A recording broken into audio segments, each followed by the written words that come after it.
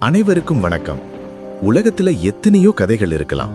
ஆனா ஒரு மனுஷன் தன் வாழ்நாள்ல ஒரு தடவையாவது கேட்டு தெரிஞ்சுக்க வேண்டிய பிரம்மாண்டமான காவியம் மகாபாரதம். இது வெறும் 2 குடும்பத்துக்கு இடையில நடந்த போர் மட்டும் இல்ல, நம்ம வாழ்க்கையோட ஒவ்வொரு சூழ்நிலைக்கும் வழிகாட்டுற ஒரு கண்ணாடி. இன்னைக்கு இந்த வீடியோல மகாபாரதத்தோட முழு கதையையும் கிருஷ்ணர் சொன்ன ஆழமான தத்துவங்களையும் சேர்த்து ஒரு 3 நிமிஷத்துல பார்க்க போறோம். ஹஸ்தினாபுரத்துல பாண்டவர்கள் 5 பேர், கௌரவர்கள் 100 பேர்னு அண்ணன் தம்பிங்களுக்குள்ள அரியணைக்காக தொடங்கின போட்டிதான் இந்த மகாபாரதம். பாண்டவர்கள் மேல இருந்த பொறாமையால, சகுனியோட சூழ்ச்சியால துரியோதனன் ஒரு சூதாட்டத்தை நடத்துறான். அந்த சபையில பாண்டவர்கள் எல்லாத்தையும் இழக்கிறாங்க. பாஞ்சாலிக்கு இழக்கப்பட்ட அவமானம் அந்த வம்சத்தோட அழிவுக்கே விதையா மாறுது.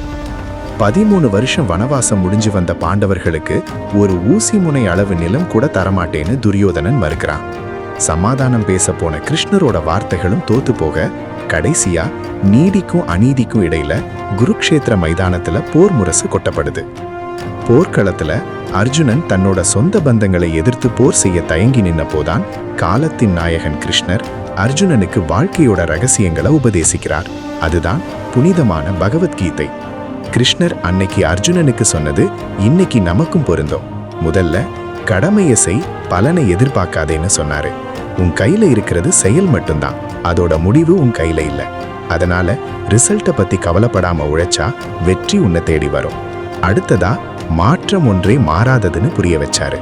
நேத்து எது உன்னோடதா இருந்ததோ அது இன்னைக்கு வேறொருத்தரோடது, நாளைக்கு அது இன்னொருத்தரோடதா ஆகும்.